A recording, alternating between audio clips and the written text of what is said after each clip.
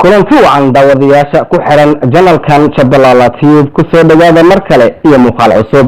muuqaalkan waxaan kaga hadli doonaa taariikhda YouTuber-ka caanka ah marna ah fanaan dhanka raabka looga haray waa kuma waa arrimaheena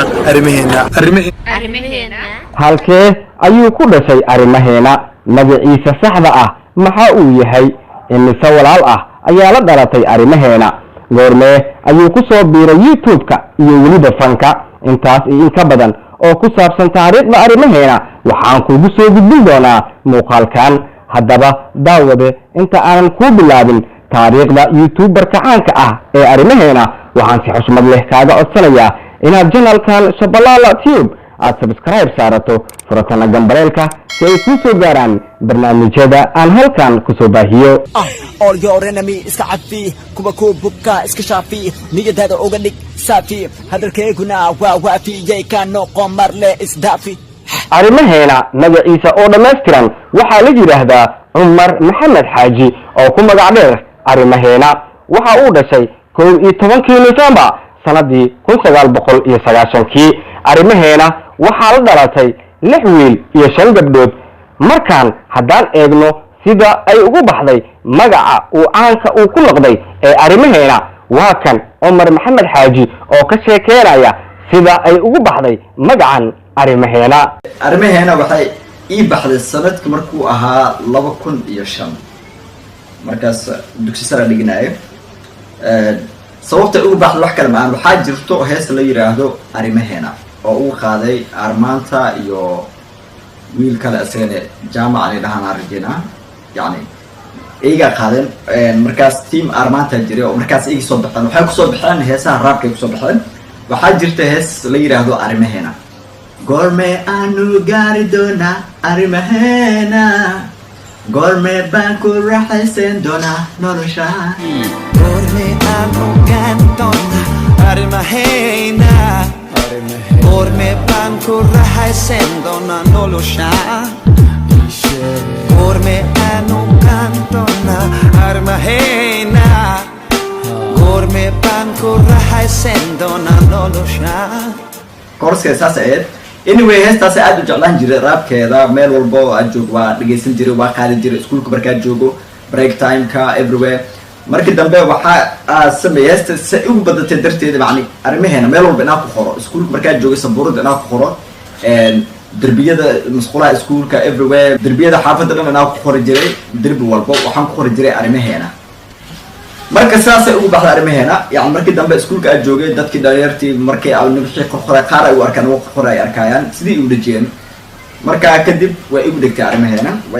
intaas kadib arrimaheena ayaa ka tegay dalka Soomaaliya isagoo aaday dalka Saudi Arabia xilligaas waxay ahayd sanadkii 2010 dhowr sano ayuu ku noolaa Saudi Arabia mar kale ayuu dalka dib ugu soo laabtay sanadku markuu ahaa 2016 haddana wax yar kadib wuxuu boorsooyinkiisa u qaatay inuu aado dalka Malaysia xilligaas waxay taariikhda ahayd 4 May sanadkii 2016 ilaa haddana waxa uu ku nool yahay dalka Malaysia arrimaheena ma ahan YouTuber oo kaliya sidoo kale waa fanaan dhanka heesaha raabka ah looga dambeeyo wuxuu si rasmi ah fanka ugu soo biiray sanadii 2012 arrimaheena ayaa ahaa yaraantiisa mid aad u jecel heesaha raabka ah arrimaheena ayaa daaha ka soo qaaday heeso fara badan heesihiisa kuwii ugu horeeyay ee uu qaado waxaa ka mid ah heestan lagu magacaabo aan heshiino wuxuu YouTube-ka soo geliyay sanadii 2012 hobsiniyo wanaag horumariyo sharaf foga wacan iyo guul waa ina heshiina wada hadalna intaas kuma uusan joojin heesaha wuxuu soo saaray dhowr heesood oo kala kacsan heesaha uu qaado arrimaheena heesta ugu shidan amaba aan anigu qudhayda aan xiiseeyo mar walbana aan dhageysto waa heesta lagu magacaabo markaan sii jeesto aqooni malaha dadka iga arkay sabrkayga heestaan qasabay u batay in ulusina nahbay maqlay millionaire nahbay arrimaheena heesihiisa midba midda kale ayaa ka daran walow uu fanaanka labadii sano ee ugu dambeeyay uusan soo saarin wax heesa ah heestii ugu dambeysay ee uu soo qaado arrimaheena waxay ahayd heesta lagu magacaabo yaa ku soo siray heestan oo soo baxday sanadkii 2018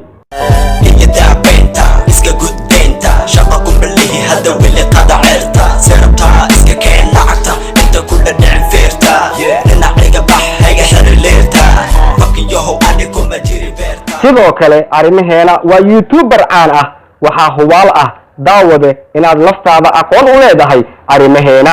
waxaa youtube-kiisa ugu xiran amba subscribe u saaray dad ku dhow 300,000 oo ruux arrimaheena ayaa ah ruux mar walba iska faraxsan dhoola caddeyn joogto ahna leh taasoo keentay inuu noqdo shakhsi ay dad badan taageero u yihiin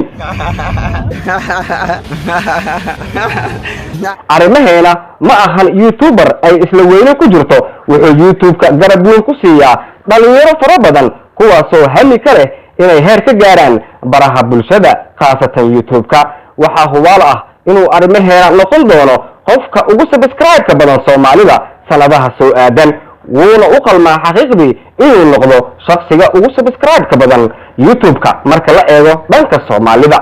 daawade haddii aad ka mid tahay faniska arrimaheena fadlan muuqaalka like saar